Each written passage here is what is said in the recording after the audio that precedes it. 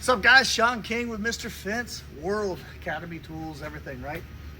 We want to talk about the EZHole kit. This thing has really evolved over the years. We've probably been building and selling this kit nearly 20 years, if not more than that. I don't know. Time flies. But right now, the way this EZHole kit works is you get a main frame that's like this. This is a main frame. This main frame allows inserts to go into it, okay? So that you can change the route pattern and not have to replace the main frame. The main frame has these locks that hold the insert in, but they also hold this centered perfectly on a 5x5 post. So it's now centered and it actually will hold itself there, okay? You need to clamp it or screw it on before you route, FYI, but at least gets it in place, hands-free. Now, this main frame, most of you may not know this, but it's also interchangeable and works for 4-inch. So if we turn these 90 degrees, what happens is, it's pretty close to a 4-inch opening, but that should fit right inside there and be snug again. So if you had to route into a 4x4 vinyl post, the same main frame works for that, okay?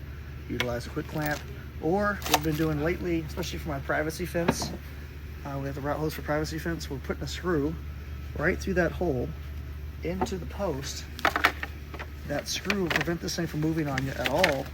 The advantage of our using the screw is there's zero movement. You don't have to worry about that clamp sliding loose, but we don't have to worry about the screw hole because that's where the U channel would go. So if this is your route for your hole pattern, you put the screw below the hole, one screw, and that would prevent this thing from moving. And it would be where the U channel is. So in other words, it'd be like this. Put a hole, done deal, center it up, screw it in, route your hole pattern. These inserts, the way you put them in is open these tabs up. The insert just fits right on in there. When you turn the tabs, it locks them back in place. That goes against the post.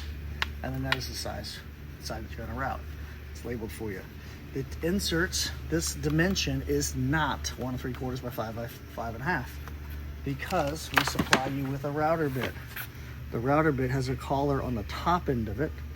Generally that collar would be at the bottom end for a flush trim router bit, but we have these made for us for these templates, so the cutting edge is not touching the template. This will allow the template to be protected and last longer, okay? Which means the hole has to be oversized, so the finished cut is the appropriate size that we need for the rail to insert. Okay, so you got 10 inserts, one main frame, comes with a router bit. I want to note that inside this kit, or inside this router bit packaging, is some very important instructions. Pay attention to what those instructions tell you to do. One of the key things is to peel the wax ring off first. There's a wax coating on that router bit. Take it off before you turn it on. We've had people turn on the router and it not fling off but break the router bit. So just be safe, just pull the wax off, okay? Make sure that when you're putting this in and out of the templates that you don't go near the edge, it won't break the bit. We have these in 2 different versions. It comes with a router, with the kit, and the case. So everything will be in the case with the router, okay? So if you do the DeWalt kit, you got a DeWalt router and a DeWalt case. If you do the Milwaukee kit, it's a Milwaukee router and the case. No battery for either one, so no battery. So it's a case, it's a router, main frame, 10 inserts, and a router bit, a couple of screws, and those screws, when you lose them, just use your own. So there you go, EZHole kit, boom.